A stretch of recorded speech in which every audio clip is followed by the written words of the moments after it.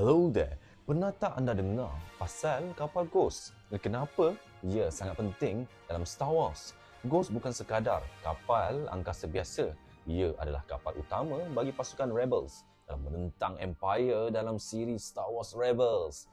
Ghost ialah kapal jenis VCX-100 Light Freighter yang dimiliki oleh Hera Syndulla sebagai seorang juruterbang dan pemimpin dalam Rebellion.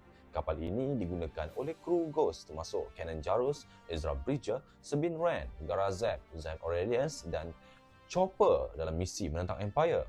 Apa kelebihan Ghost?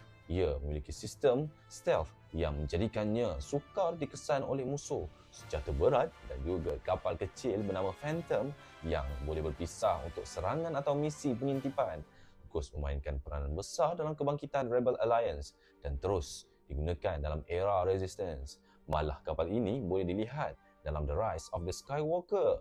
Antara Millennium Falcon dan Ghost, yang mana lebih hebat? Sila komen di bawah. Jangan lupa like dan follow untuk lebih banyak fakta menarik tentang Star Wars. May the Force be with you.